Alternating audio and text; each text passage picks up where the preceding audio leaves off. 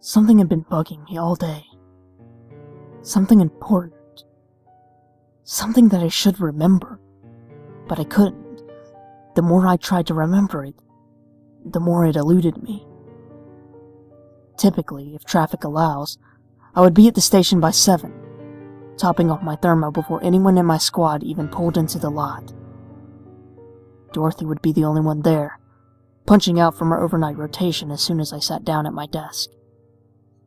But traffic today was horrible, so I got there at 7:15, and Dorothy looked at me with a smirk, as if to comment on my uncharacteristic time of arrival. 7:30. I stared at the calendar. The 5th of March. Still couldn't put a finger on it. What was it about today? I searched the desk for clues. Somewhere among the mountains of unorganized paperwork and general desktop clutter, my badge, picture of my wife, statements, court briefs. I was supposed to be at the courthouse.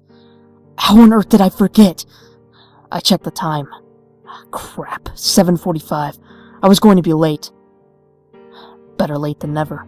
I rushed out of the building and into my cruiser. It's a 20-minute drive. I made it 10. 10:15. Coffee was cold. I took a gulp anyway. Lucky guy was off the hook. Entrapment. What a joke. His buddies aren't going to be as lucky, I assured myself. I walked out to my cruiser and noticed cars on the road decelerating as they passed by. They always do. Except for that one guy in the black Camaro. He was going at least 15 over. Someone else will get him. I reached in my jacket for a piece of Nicorette. Nothing there. I left them on the kitchen counter. Again! That'd be the second time this week. Raleigh smokes. I'll get one off him. 2 o'clock. Raleigh was still on patrol. I was tempted to radio him in just to pass me a butt. The craving made me agitated. At 2:45, I was summoned to the captain's office about a death threat. A death threat made out to me. Apparently, not taking a bribe from the cartel was a death penalty. I declined his offer for time off, but agreed to stop overworking myself. 4:30. The station seemed quieter than usual today. Something seemed off. A weird vibe in the air. What's with John? Every time I caught him looking my way, he would shift away his glance. Was there something on my face? I ran a hand over my face to check. I forgot to shave today. Screw it, I was done in 30 minutes anyway. Couldn't wait for that hot shower.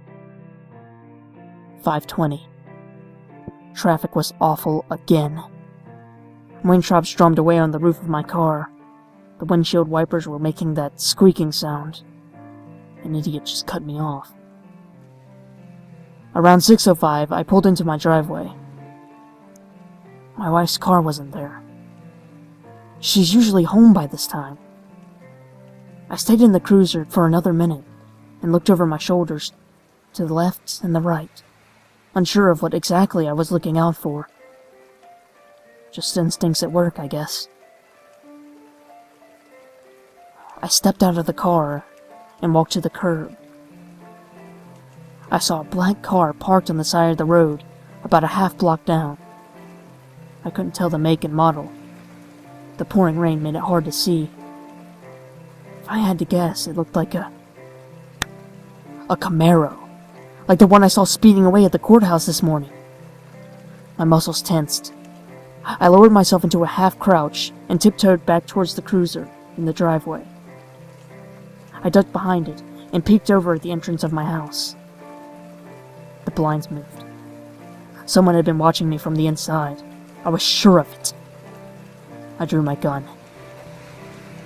I went around to the side, to the back of the house, staying low as I tread in the shadow. I should call for backup, I thought. I instinctively grabbed my belt, where my radio usually hung.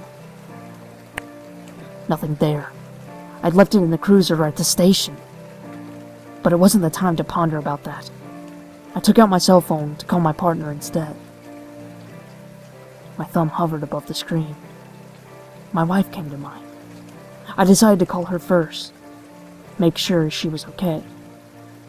I called her number. It rang. The phone was in the house, but nobody picked up. Only 2 rings later, the call went to her voicemail. A heavy feeling weighed into my chest.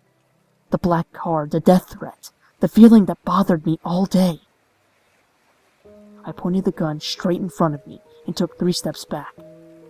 Then I ran forward and kicked the door on the spot next to the knob. The door flew open. A split second later, someone jumped out from the side. My finger was already on the trigger. I pulled. 6:15. The lights came on. Dorothy screamed. Riley slowly rose from behind the counter. The others came out of hiding. Their mouths were open, but no one said a thing. My wife was lying in a pool of blood in front of me. Today was my birthday.